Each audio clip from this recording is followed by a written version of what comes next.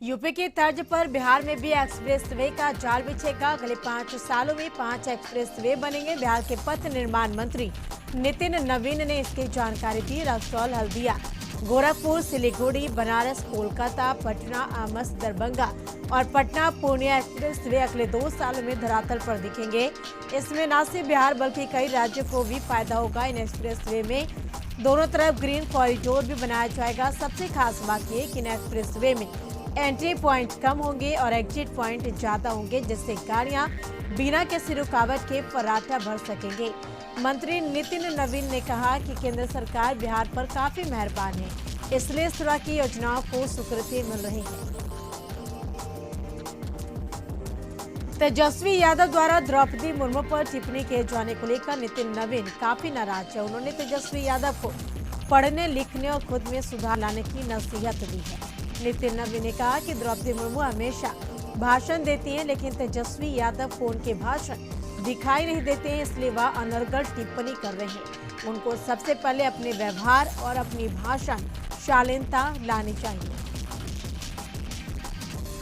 18 जुलाई यानी कल राष्ट्रपति के चुनाव को लेकर वोटिंग होनी है। बिहार विधानसभा के वाचनालय में वोटिंग के लिए बूथ बनाए गए हैं और तैयारियां पूरी कर ली गई है। बिहार विधानसभा के सचिव ने तैयारियों का जायजा लिया। इसके साथ ही 1 दर्जन पुलिस पदाधिकारियों मजिस्ट्रेट की प्रतिनियुक्ति की गई है। बिहार विधानसभा में सुरक्षा व्यवस्था सत्र के दौरान होने वाली सुरक्षा व्यवस्था सामान्य रहेगी। बता दें कि राष्ट्रपति चुनाव के लिए एनडीए की तरफ से द्रौपदी मुर्मू को उम्मीदवार बनाया गया है, जबकि विपक्ष की तरफ से यशवंत सिन्हा उम्मीदवार है। बंगाल के राज्यपाल जगदीप धनखड़ को उपराष्ट्रपति के उम्मीदवार बनाए जाने को लेकर सियासत शुरू हो गई है। आरजेडी ने हमला बोलते हुए कहा कि जो भी बीजेपी को राजनीतिक फायदा पहुंचाते हैं, चाहे वह जज हो या कोई ब्यूरोक्रेट्स या राज्यपाल, बीजेपी उनको इनाम देती है। राजद के विधान पार्षद रामबली चंद्रवंशी ने कहा कि बीजेपी अपने एजेंडे को लेकर काम करती है और इनके लिए बड़े पद का दुरुपयोग करती है।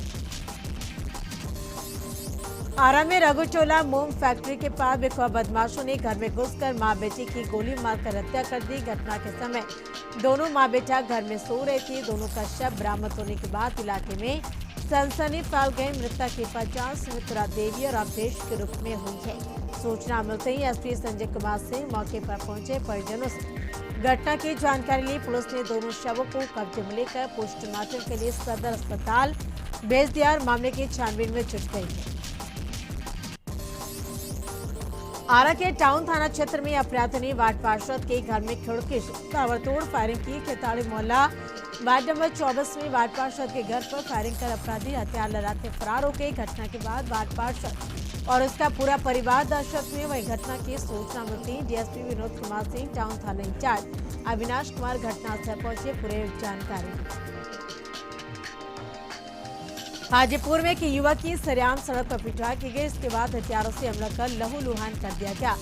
घायल का इलाज महुआ अनुमंडल अस्पताल में किया गया। यह घटना महुआ थाना के जहांगीरपुर सलखनी गांव की है। इसका वीडियो वायरल किया गया है। हालांकि इस वीडियो का कशिश न्यूज पुष्टि नहीं करती। वीडियो में साफ दिख रहा है कि एक व्यक्ति की पिटाई की जा रही है, जबकि आसपास से गुजरे लोग मुख्य दर्शक बने रहे।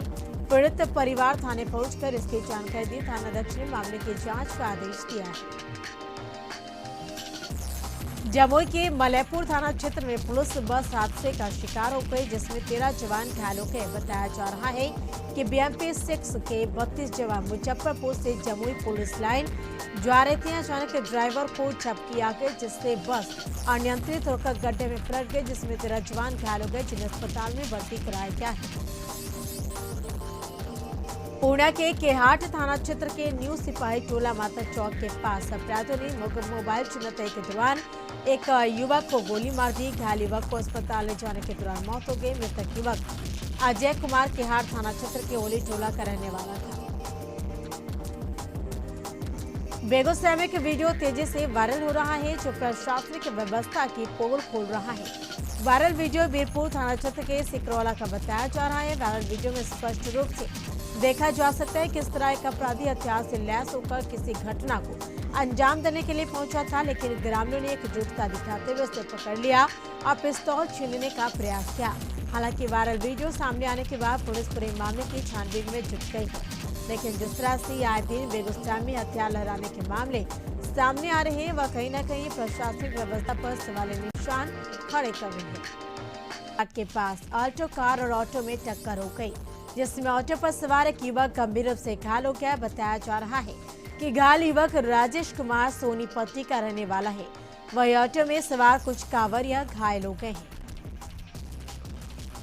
मधुबनी जिले के पंडौल प्रखंड के हाटी दक्षिणी पंचायत भवन में जल जीवन हरियाली योजना की धज्जियां उड़ाई जा रही है। भवन कैंपस के अंदर दर्जनों हरे भरे पेड़ काटे जा रहे हैं, लेकिन अधिकारी कार्रवाई के नाम पर सिर्फ खाना पूर्ति कर रहे हैं। पेड़ काटे जाने की घटना को लेकर क्षेत्र में तरह तरह की चर्चाएं हो रही हैं। आखिर इसकी जानकारी पंचायत के मुखिया को क्यों नहीं हुई? इस मामले को लेकर अंचलाधिकारी अभिनंदन श्रीवास्तव से पूछा गया तो उन्होंने कहा स्थानीय थाने को देखना है। मंजिल उन्हीं को मिलती है जो इनके सपनों में जान होती है। पंख से कुछ नहीं होता, हौसलों से उड़ान होती है। कुछ ऐसे ही कर दिखाया जहानाबाद के एक सुदूरवर्ती गांव के युवक विवेक शर्मा ने। नुआवा गांव के ऑटो चालक के बेटे ने कुछ ऐसे ही कर दिखाया है। अपनी लगन और अथक प्रयास से विवेक शर्मा बिहार पुलिस में दारोगा बन गए हैं। विवेक ने दूसरी नौकरियों के लिए भी क्वालिफाई किया है। हालांकि अभी तक ज्वाइनिंग नहीं की है, लेकिन बिहार पुलिस में दारोगा का रिजल्ट आने के बाद पूरे परिवार में खुशी की लहर दौड़ गई। पिता कहते हैं कि बेटे ने उसका सिर फख्र से ऊंचा कर दिया है। वह अपने बेटे की सफलता पर गर्व महसूस कर रहे हैं। कुदरत और मौसम की बेरुखी किसानों और आम ग्रामीणों के लिए आफत बन रही है। अब तक मानसून की दगाबाजी से किसानों को खेती होना तो दूर की बात है, आम लोगों को पीने के लिए पर्याप्त पानी भी नहीं नसीब हो रहा। पटना से सटे पालीगंज के गांव में चापाकल भी सूखने लगे हैं। नल जल भी आधे से अधिक फेल हो चुके हैं, जिसके चौथी पानी के लिए हाहाकार मचा हुआ है। पालीगंज प्रखंड के रघुनाथपुर गांव के साथ रानीपुर, पतौना समेत लगभग दर्जनों से अधिक गांव में स्थिति यही है।